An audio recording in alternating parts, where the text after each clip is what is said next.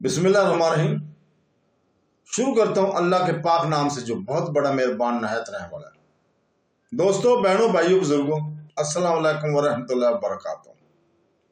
हम आपको हुजूर पाक सल्लल्लाहु अलैहि वसल्लम की सिलसिलावार हदीस मुबारक के इस प्रोग्राम में खुशामदीद कहते हैं।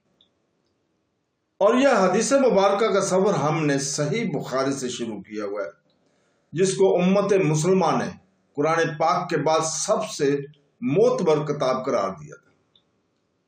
हदीस मुबारक महज अल्फाज का बयान नहीं है, ये सुन्नत का दरीचा और हुजूर पाक सल्लल्लाहु अलैहि वसल्लम की अबदी हिकमत की याद दहानी है।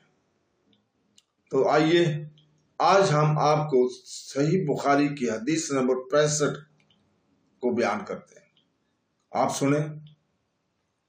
तो दोस्तों, यहाँ हजरत अनस बिन मालिक रज़ी अल्लाह ताला से रिवायत है कि उन्होंने फरमाया, नबी करीम सल्लल्लाहु अलैहि वसल्लम ने एक खत लिखा या लिखने का इरादा फरमाया तो आपसे कहा गया वो लोग बगैर मोहर लगाकर खत नहीं पढ़ते।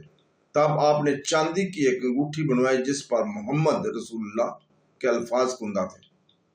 हजरत अनस रज़ी अल्लाह ताला का बयान है कि इसकी खूबसूरती मेरी नजर में खूब गई, गोया मैं अब भी आपके हाथ में इसकी सफेदी को देख रहा हूं।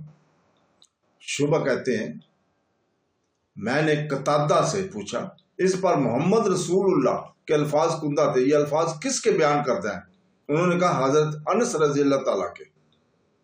तो दोस्तों, बहनों, भाइयों, हम अल्लाह ताला के शुक्रगुजार हैं कि उसने हमें अपने प्यारे हबीब नबी करीम सल्लल्लाहु अलैहि वसल्लम के इस कलाम से हमें नवाजा।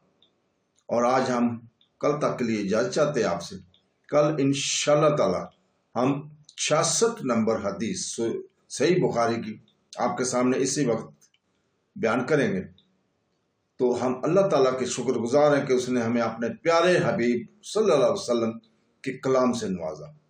और अल्लाह ताला से दुआ करते हैं कि वो हमें कुरान पाक और सही हदीस मुबारक को पढ़ने, उसको सुनने, उसके ऊपर अमल करने की तौफीक अता फरमाए।